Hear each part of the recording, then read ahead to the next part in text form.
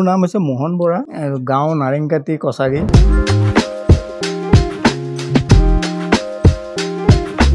PM সূৰ্য ঘৰৰ কথাটো শুনিছিলোঁ, মই বাতৰিত শুনিছিলোঁ এবাৰ। তাৰপিছত ইউটিউবত দিলে, ইউটিউবৰ পৰা আমি চালোঁ, চাই পেলাই আৰম্ভ কৰিলোঁ আৰু কামবিলাক বৰ ভাল লাগিছে, একো অসুবিধা পোৱা নাই, কোনো ধৰণৰ অসুবিধা পোৱা নাই আমি এতিয়ালৈকে। বস্তুখিনি তাৰমানে ভালকৈ ফিটিং হৈছে।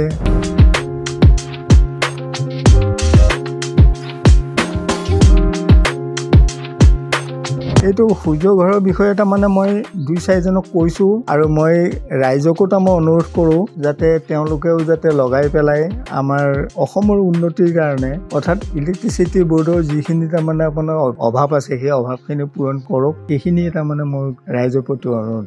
ৰাজ্য চৰকাৰৰ পৰা আমাক প্ৰতি 1 কিলোৱাটত 15,000কৈ দিছে। মই 3 কিলোৱাট লগাইছোঁ, তেওঁলোকৰ পৰা মই 45,000 টকা পাম। চেণ্ট্ৰেল চৰকাৰৰ পৰা প্ৰতি ইউনিটত 30,000কৈ দিছে আৰু 3 ইউনিট লগালে 1,30,800 টকা তেওঁলোকে তাৰপৰা ছাবচিডি, টোটেল ছাবচিডিটো পাম। তাৰমানে প্ৰথম এই ময়ে লগাইছোঁ গাঁৱত, অন গ্ৰিড প্ৰথম লগাইছোঁ। চ'লাৰ লগোৱাৰ পিছত আমাৰ ইলেক্ট্ৰিক বিলটো আমাৰ কমাৰ তাৰমানে এটা হেৰি দিছে। দিনৰ ভাগত আমি তাৰমানে সেই চ'লাৰৰ পৰা আমি কাৰেণ্টটো পাই থাকিম আৰু 3 কিলোৱাট লগালে যিখিনি আমাৰ ৰাহি হয়, ৰাহিটো আপোনাৰ চিটি বৰ্ডে লৈ যাব, অৰ্থাৎ তেওঁলোকে আমাক কিবা এটা তাৰমানে ঘূৰাই দিব আমাক।